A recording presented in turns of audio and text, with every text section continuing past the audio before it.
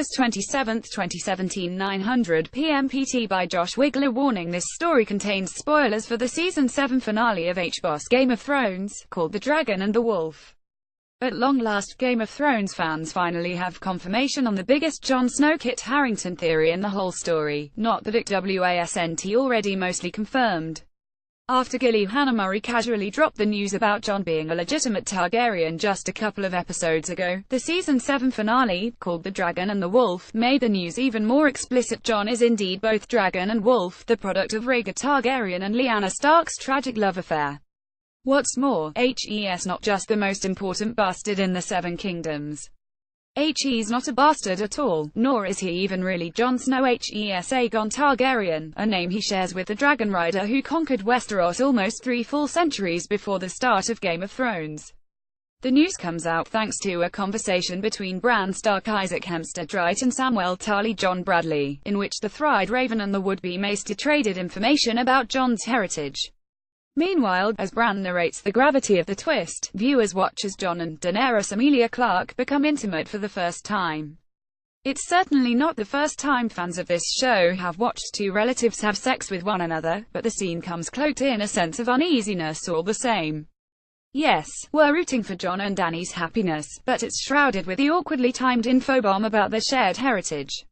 An odd sequence, to be sure. In the latest Inside the Episode video on HBO, showrunners David Benioff and Dan Weiss both acknowledge the complicated nature of the reveal, with Weiss explaining why it was so challenging to craft the scene. I would say the challenge with this sequence was finding a way to present information that at least a good portion of the audience already had in a way that was dramatic and exciting, and also had a new element to it, he says. Part of the answer as to how to go about doing that was in the montage, intercut nature of it. It was about making it clear that this was almost like an information bomb that Jon was heading towards. The only way to really emphasize that was to tie those two worlds together cinematically, and to have Bran actually narrating these facts over the footage of Jon and Dany. Just as we're seeing these two people come together, we're hearing the information that will inevitably, if not tear them apart, then at least cause real problems in the relationship. It complicates everything on a political level, and on a personal level, adds Benioff, and it just takes everything that could have been so neat and kind of perfect for Jon and Dany, and it really muddies the waters. Indeed it does. And perhaps things are only going to get more complicated from here, if there's even more to the love scene between Jon and Daenerys than we're initially realizing.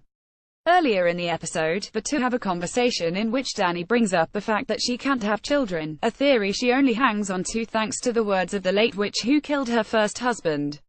Jon points out that there's no reason to fully believe the prophecy, and as he says it, you have to wonder why this scene is even on the show in the first place, especially when paired with a few other scenes from earlier in the season, focusing on Daenerys' inability to have children, and questions about how she will keep her line alive.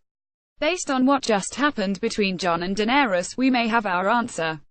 In other words, it's not impossible that Cersei Lannister Lena Headey isn't the only queen on Game of Thrones with a child on the way.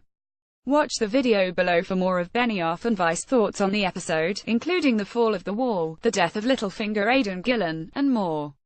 Follow THR.com Game of Thrones all season long for news, interviews, theories and more. Game of Thrones.